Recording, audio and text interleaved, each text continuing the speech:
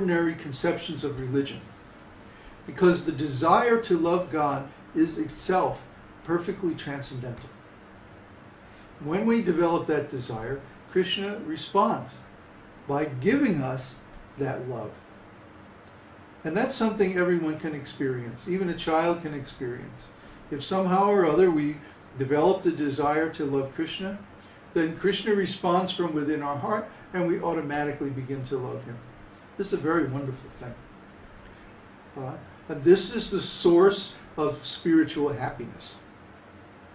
Once you develop this desire, once you develop this personal relationship with Krishna, then nothing in this world can really get us down. Just like the last week or so, I was having some health issues, some nasal infections and headaches and stuff like that. In the past, this would have really bothered me. But this time it was just like, oh well, the body's falling apart again. You know, and just hang in there, it'll go away. And it did. It's just some karma, you know. If I wasn't a devotee, it would probably be very, very serious. But Krishna minimizes the karma for his devotees. So instead we experience things in dreams and stuff like that. Vedānta-sūtra also discusses dreams. Actually, the whole teaching of the Vedas is there in Vedānta-sūtra. All the way from the very beginning of being a good person, a pious person, following the different religious principles and so on like that, all the way up to the highest stage of love of God. It's all there in Vedānta-sūtra. All there in this one book. So if a devotee can master Vedanta, then he's understood to be on the highest platform of spiritual knowledge. And that's what Srila Prabhupada wanted. He wanted all of his disciples to read and study Vedānta-sūtra, and especially the commentary of Baladev Vidyabhushan, who is our predecessor spiritual master in the line of Lord Chaitanya. He was a disciple of Narottam Das Thakur, and he composed this wonderful commentary on Vedanta while he was debating with the Ramanandis. The Ramanandis were saying, oh, you Gaudiya Vaishnavas, you don't have any commentary on Vedānta-sūtra, so you're not a bona fide sampradaya.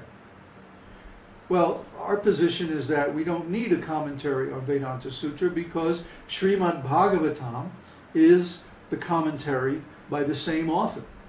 But why do we need another commentary? We already have the original commentary. But they didn't see it like that. So Baladev said, okay, I'll write one. And everybody was saying, okay, now he's going to go off for 5 years, and meanwhile we can do whatever we like and stop the Gaudiyas from worshiping like that. But what happened was Baladev went to the Govindaji temple, and he said, Govinda, look, I have this problem. I have to write this commentary. And, you know, I mean, I guess I could do it, but it's going to take a long time. And Govindaji said, no, don't worry. I'll dictate it. I'll give you the inspiration, and you just take down whatever I say.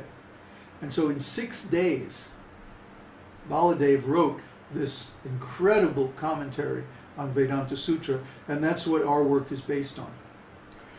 So what we're doing is simply going through and adding examples and topics that relate to contemporary issues, especially the influence of so-called science, scientific thought, on modern people's consciousness, and how they've introduced so many false ideas that people are all, their intelligence is all screwed up and they can't see how things are really working because they don't understand that they themselves are spiritual beings.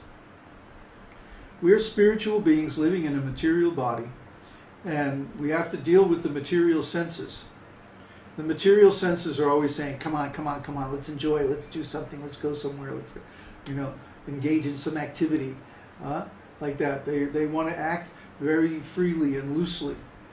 And the process of religion means the process of gradually restricting the senses, reining in the senses. Just like if you have a horse, out here we have, everybody's got a horse.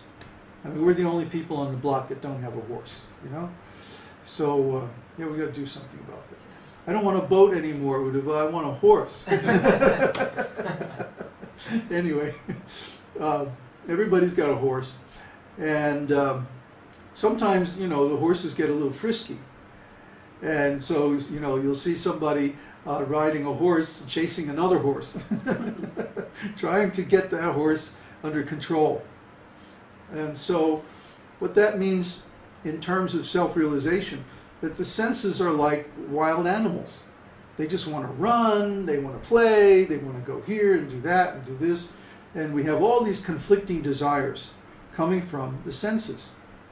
Then on top of that, we have other people around us telling us, you should do this, you should do that, you should go here with me, you should give me this, you should do this for me, you should do whatever I want, blah, blah, blah, blah, blah. So, if we listen to all these, we'll go crazy. Because they're all conflicting with one another, and they're also conflicting with our needs. Our needs are spiritual.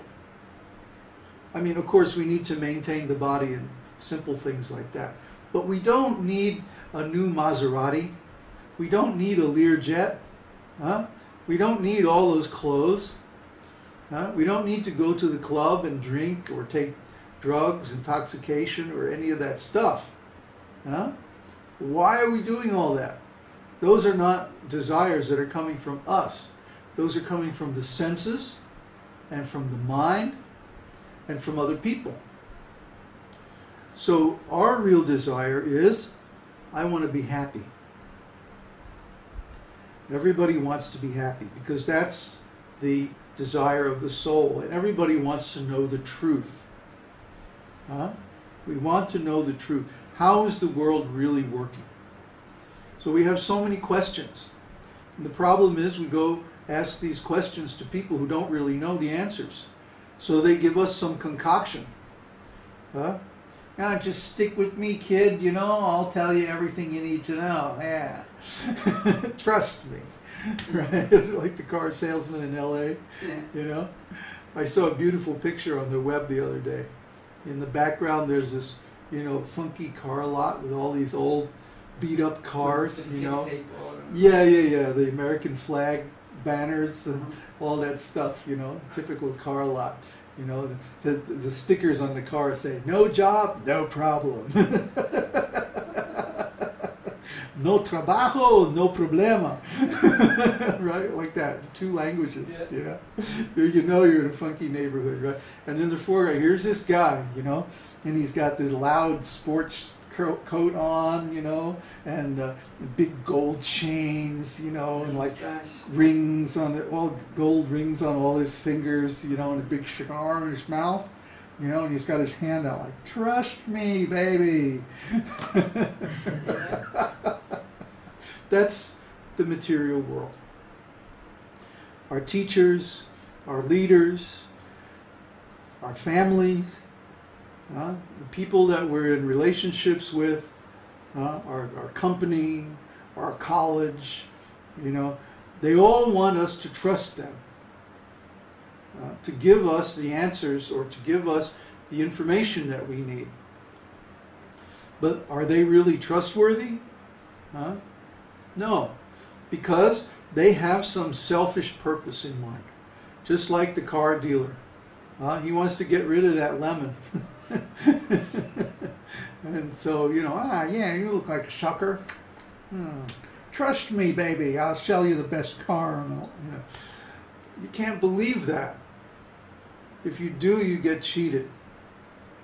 So similarly, the people who run our schools, the corporations, the government, other people in our lives have some personal motive. Their motivation colors their communication.